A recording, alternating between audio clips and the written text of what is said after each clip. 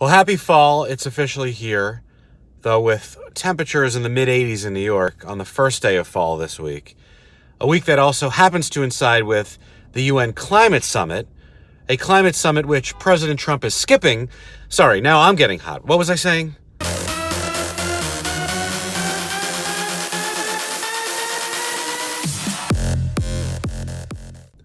Episode 87. Back here in the car, a car I just bought over the weekend. Now, some of you ask, why do you record in the car? Well, first and foremost, amazing acoustics. If you're listening to this as a podcast and not watching the video on LinkedIn, you may not realize, but this is where we record. I typically do it here because its sound quality is amazing.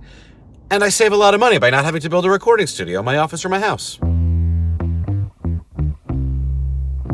We are smack in the middle of advertising week here in New York. Another one of those all hands on deck weeks where it seems like everyone in the marketing industry is in the same place at the same time, rotating around from panel to keynote to fireside chat. You know, there are others, South by Southwest, CES and Cannes, but scheduling meetings, coordinating those panels that you want to see, the presentations you've been asked to give, and keynotes to catch, and meals to eat, meetings to have. It can be overwhelming, which is why, with some slightly different objectives than in years past, I've taken a bit of a different strategy to my advertising week.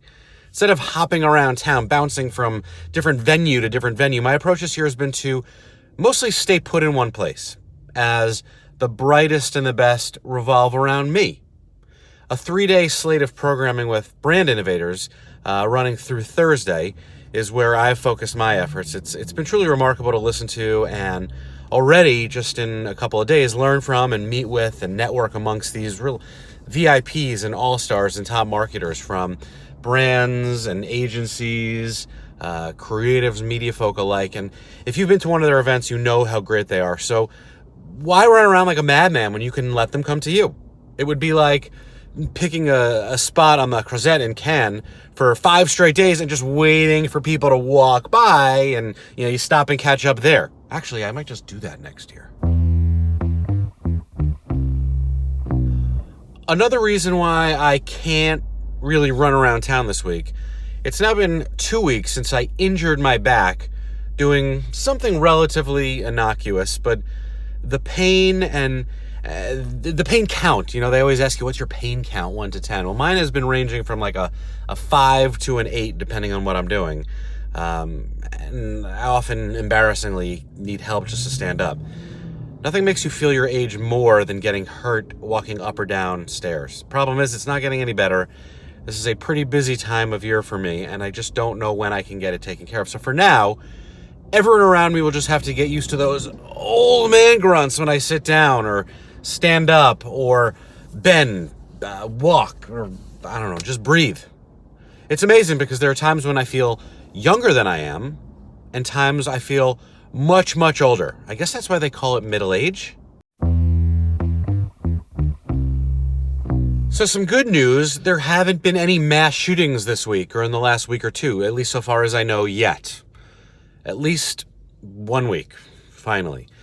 But gun violence and the crisis that has become this epidemic, the fact that it's not dominating the headlines or causing breaking news alerts, means it's really probably only a matter of time before the law of averages catches up with us. The mass shootings this summer happened with an average of more than 1 per week. And by Labor Day, we had 126 people in this country killed. Now, Congress is back in session for a few weeks now, but the urgency has been limited. And there's been gun safety legislation passed in the House with an overwhelming majority of American support, though. Why can't we start with background checks and waiting periods, assault and semi-automatic weapons bans? This is the gun lobby and their stranglehold over some members of Congress that's preventing anything from happening. Now, President Trump is expected to decide whether to defy the NRA and embrace a bill expanding background checks for gun buyers in the next week or so, which he said he was going to do over the summer. Some lawmakers are even appealing to his ego, if you watch the Sunday morning news shows, just to help get it passed. Even the late conservative Justice Scalia, whose opinion in D.C. versus Heller set us back massively in terms of just gun safety progress, he said that you can regulate types of firearms produced. But this isn't a Second Amendment issue or a Supreme Court issue even. Speaking to the most important branch of our federal government for a sec, we are 2 weeks away from the return of a Supreme Court session, and this one could be really compelling. It's the last before another presidential election, but we've also got more Kavanaugh sexual assault allegations shenanigans in the news, and everyone is watching RBG's health like she's the Pope.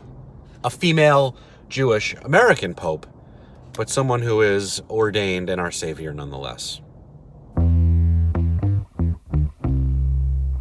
Last but not least, this week, The Practical, which digs in a little bit to the new iOS update for the iPhone version 13, which, at least for me, has made for an interesting weekend and few days of acclimation.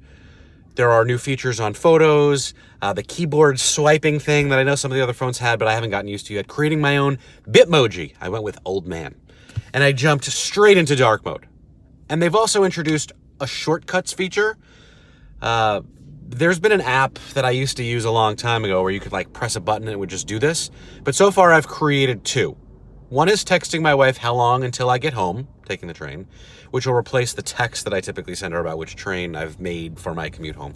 The other is send my location, which sends her a link to the precise point in a map wherever I am. Now, it's been great this week for advertising because I've taken different trains home at different times of night, as well as just the different events that I want to kind of tell her where I'm at because she's kind of nervous that I might get involved in some sort of mass shooting or terrorist attack. What would save me real time and a shortcut that I would love is the addition of features, captions as a feature to this video. Now, that would save me some time. It has been really a pain in the butt doing all these, but hopefully for you it's been worth it as you've watched these 86, now 87 videos. Of course, if you're listening to the podcast, well, you wouldn't know that we do features like that, captions. You also wouldn't know that I'm winking at you and giving you a double thumbs up. But I am, and I did, and I meant it.